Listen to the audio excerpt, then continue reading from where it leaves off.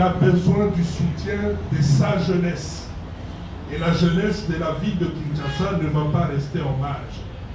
Ok? Et donc à chaque fois que je suis en contact avec lui, il passe toujours le message pour dire, Bertin, il faut dire aux jeunes de rester calmes, de rester sereins et de laisser la justice faire son travail.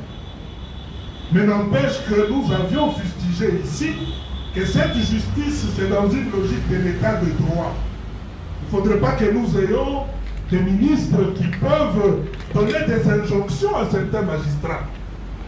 Lorsqu'un ministre se permet de dire que tous ceux qui sont impliqués dans le programme de 100 jours ne vont pas bénéficier de la liberté provisoire. Ça, c'est en violation de règles de l'art. Ça, c'est inacceptable.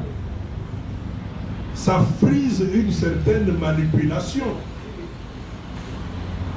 C'est son droit. Il continue à bénéficier de ce qu'on appelle la présomption d'innocence. Oui. Il n'y a aucun dossier ouvert au niveau du parquet contre notre président national. Rappelez-vous qu'il avait été invité comme renseignant. Il collabore avec la justice. Sa fuite n'est pas à craindre. C'est le directeur de cabinet du président de la République avec une adresse fixe. C'est un responsable. Pourquoi ces derniers ne bénéficieraient pas d'une liberté provisoire?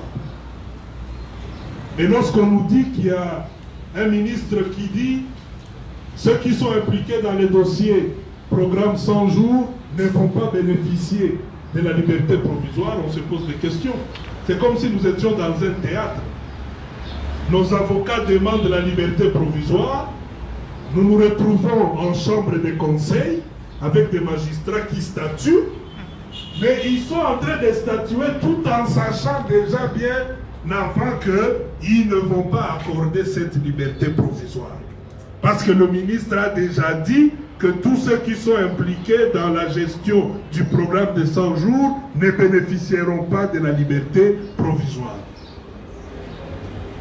Et donc, lorsque le président national dit « soyez calmes et laissons la justice faire son travail », il faudrait alors que ce soit la justice non manipulée, la justice sans l'ingérence du ministre de la Justice.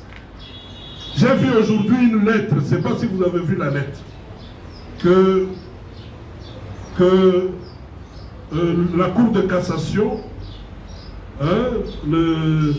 c'est géré par qui? Luamba. Non. La cassation, c'est la Cour de cassation. Le ministre a demandé à visiter. Je vais vous montrer ça. C'est important, il faut le savoir. C'est très important.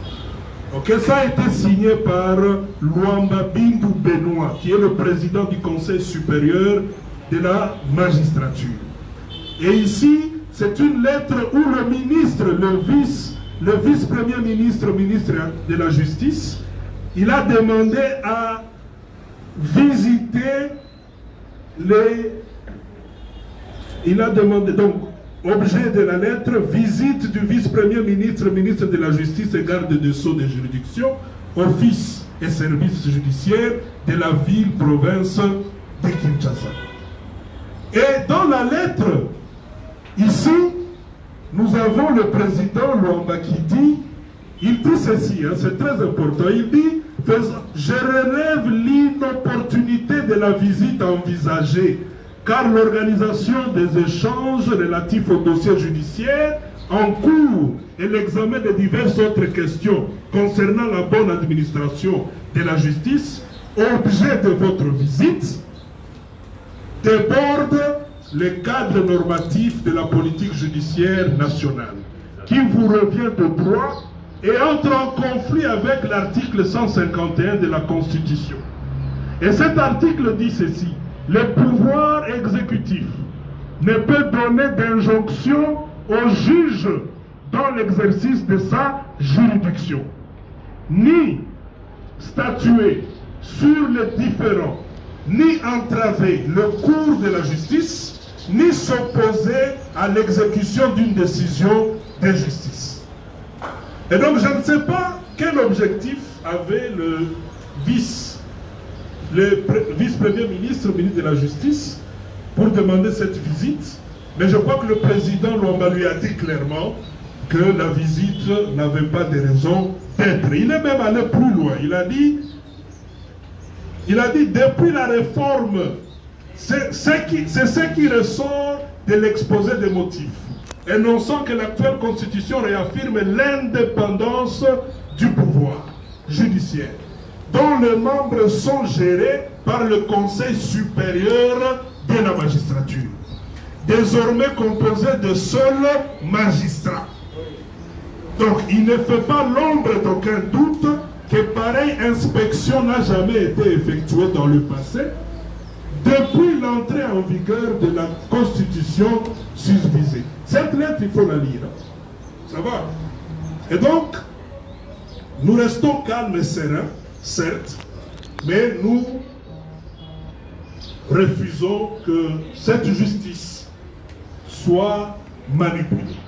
Nous refusons que certaines personnes, certaines autorités, en l'occurrence le ministre de la Justice, puissent s'ingérer dans cette affaire. Il faut laisser la justice faire son travail. Lorsqu'on dit qu'on laisse la justice faire son travail, cela veut dire nous tous nous laissons la justice faire son travail. Le président national Vital Kamerhe, directeur des cabinets du chef de l'État, lui-même déjà est dans une position de sérénité, mais aussi une position de collaboration avec la justice. Il fait confiance à la justice. Mais lorsqu'on dit il fait confiance à la justice, c'est quelle justice? Ce n'est pas la justice où le ministre dit aux magistrats toutes les personnes impliquées dans la gestion du programme de 100 jours ne doivent pas bénéficier de la liberté provisoire. Non, c'est cette justice où c'est un droit, les magistrats peuvent demander et ils peuvent donner les raisons et les magistrats peuvent statuer, analyser et ils peuvent octroyer cette liberté provisoire. Et pour le cas de notre président national, comme je l'ai dit tout à l'heure, sa fuite n'étant pas à craindre, avec son état directeur de cabinet du chef de l'État, je ne vois pas pourquoi ces derniers ne bénéficieraient pas de cette liberté provisoire. Alors, au-delà de ça, maintenant, il y a cette affaire de prisonniers. Lorsqu'on libère, on est en train de libérer certains prisonniers pour désengorger les prisons. Ça va? Oui. On est en train de libérer des prisonniers pour désengorger les prisons. Donc, je ne pense pas que ce soit le moment propice pour à un monsieur de la trempe de Vital Kamerhe. Et donc, le message est passé. Vous allez aussi partager cela au niveau de la fédération de Bandalungwa.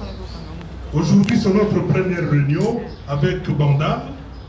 Demain, nous allons avoir notre deuxième réunion avec Ngaliema. Et comme je l'ai dit, la jeunesse de l'Union pour la nation congolaise, ville de Kinshasa que je dirige, est une jeunesse organisée et structurée.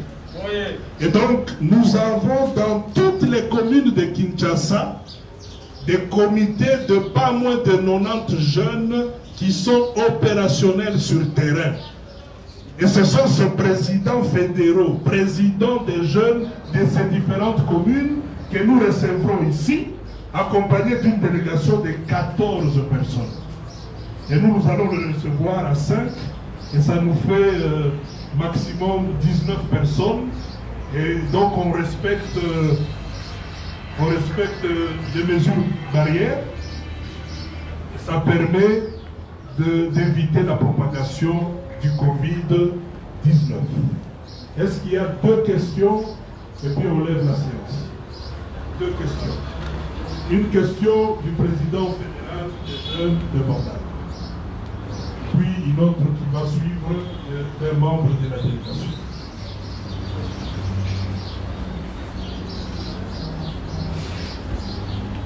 Merci beaucoup, Monsieur le Président, de m'avoir accordé la parole. Et tout d'abord, je commence par féliciter l'initiative que vous avez prise de répondre au moins des activités parce que le parti était vraiment dans ce qu'on appelle une activité. Mais ma question va dans ce sens. J'aimerais juste savoir par rapport à ce qui se passe au niveau de la justice. Si c'est parce qu'aujourd'hui, parce qu'il est clair qu'il n'y a pas à marcher de mots, on voit vite que la justice est indépendante. Et s'il arrive aujourd'hui que notre président national d'État américain serait condamné à tort, et parlons serait condamné, maintenant quelle sera notre attitude, nous, le jeune de la ville de Kinshasa? Merci. Alors, je prends la deuxième, comme ça je réponds une fois. Ok?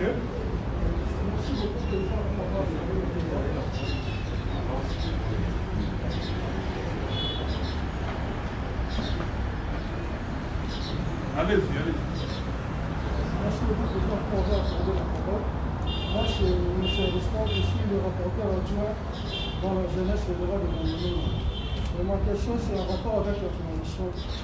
J'aimerais savoir, parce que, pouvons-nous dire aujourd'hui, la coalition cache un statut qui définit la ligne de conduite de la dite coalition.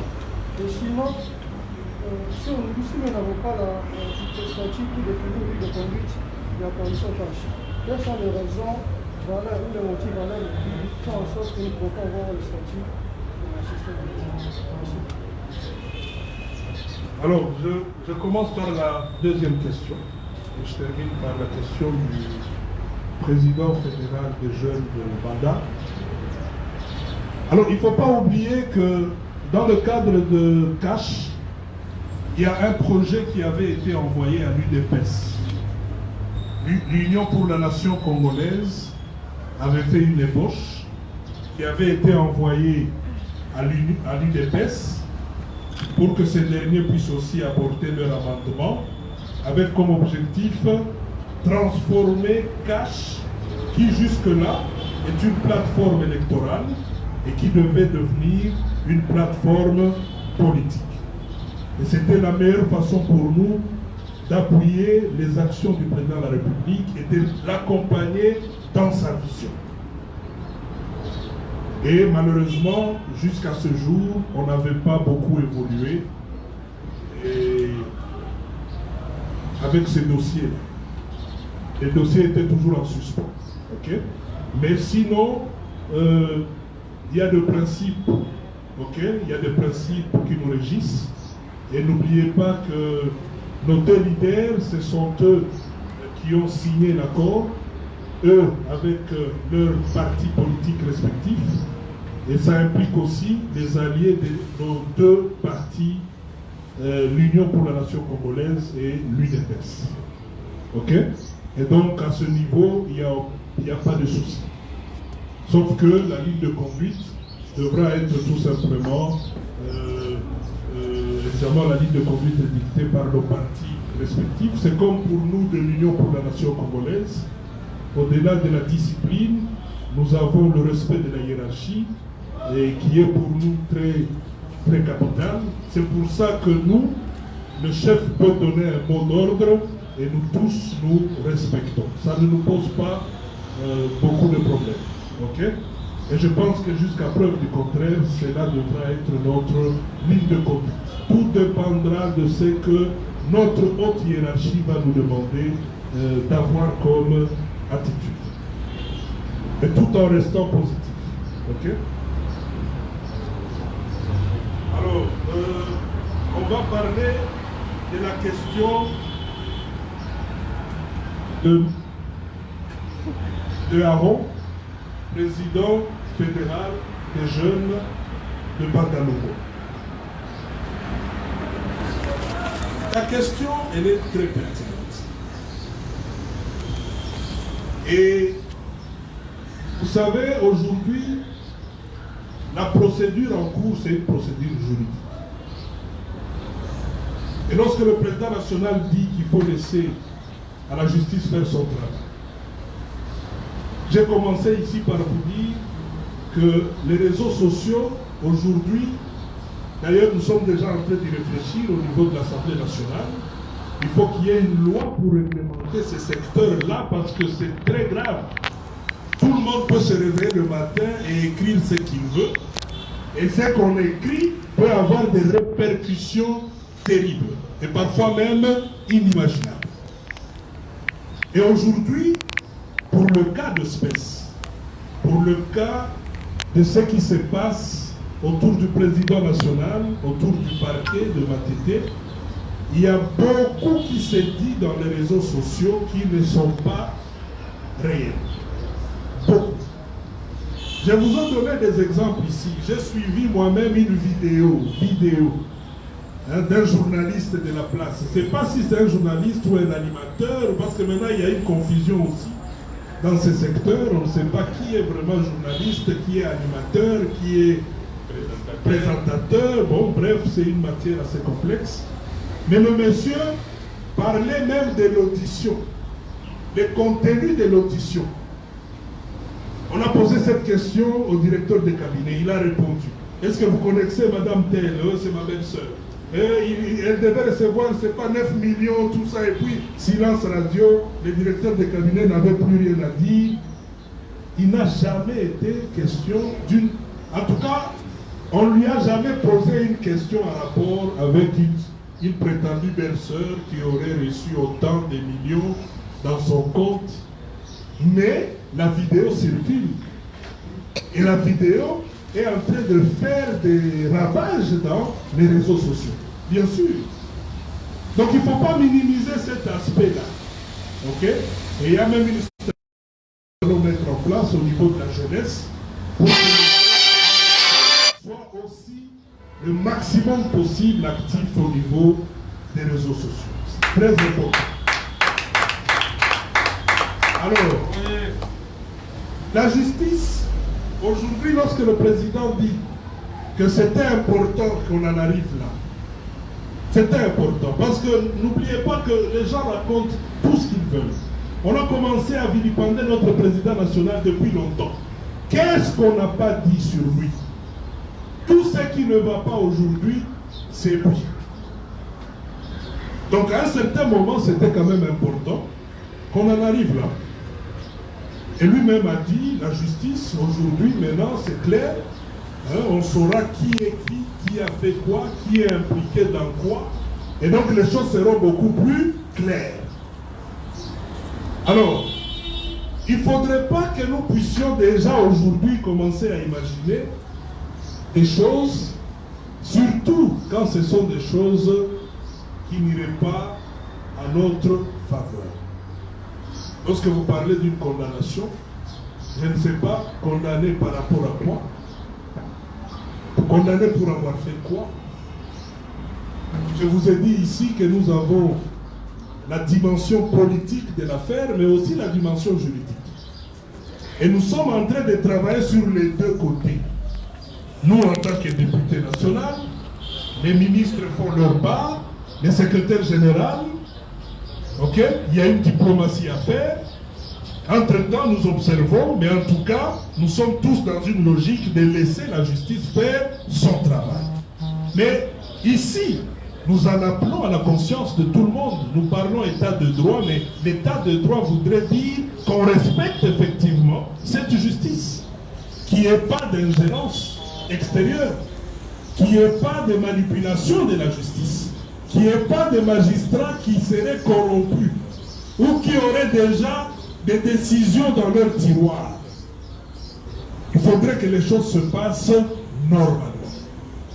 Et si les choses se passaient normalement, je vous dis, à ce stade ici, quand vous regardez les dossiers pour lesquels notre président semble être malmené, en tout cas, nulle part on voit l'implication personnelle du directeur des cabinets. Je vous ai donné l'exemple du dossier des maisons préfabriquées, où c'est d'abord un marché qui a été passé depuis l'époque du ministre Chibala. Vous avez vu l'ancien ministre Vitakwira intervenir dans ce dossier. où il a signé le document. Nulle part vous avez la signature du directeur de qualité. Comprenez? Les dossiers de médicaments, même chose. On a commencé par parler d'une quincaillerie. Finalement, on nous sort les documents de la société. Nous voyons qu'ils sont aussi impliqués dans la pharmacie. Après, ça devient toute une histoire. On descend à Lubumbashi. On se rend compte que la société existe bel et bien. Donc, c'est beaucoup de choses. Et je pense qu'on doit y aller vraiment avec beaucoup de tact, tout en respectant les règles de l'art. Ok? Pour que nous puissions, les Congolais en ont besoin, ils ont besoin de savoir leur argent a fait quoi et à quel niveau il y a eu de détournement et qui sont ces personnes impliquées dans ces détournements-là. C'est important. Et nous devons être ceux qui affichent une attitude de personnes qui ne se reprochent de rien. De la même manière que notre président, tout en étant là où il est serein, calme, et il nous demande de l'être aussi. Ça va? Donc c'est important. Et la position que nous allons avoir devra tenir compte du fait que nous sommes au pouvoir.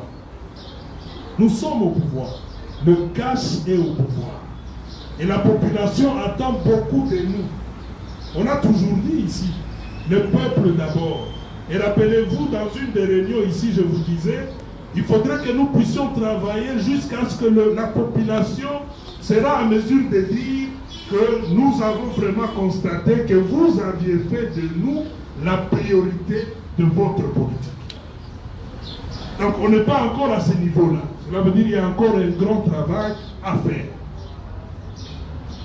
Nous ne devons pas nous comporter comme si nous étions dans l'opposition. Nous sommes des hommes d'État. Nous devons être à la hauteur. Nous devons rassurer la population à travers notre comportement, notre attitude, à travers notre langage. Et le peuple doit savoir que l'Union pour la nation congolaise, parti cher à l'honorable Vital Kamerhe, directeur de cabinet du président de la République, reste attaché aux valeurs et à l'état de droit. Et nous allons continuer à nous battre à côté du président de la République, avec qui nous avons notre ticket gagnant, qui est au pouvoir, pour que nous puissions réellement amener le Congolais à bénéficier des richesses de la République démocratique du Congo. Merci.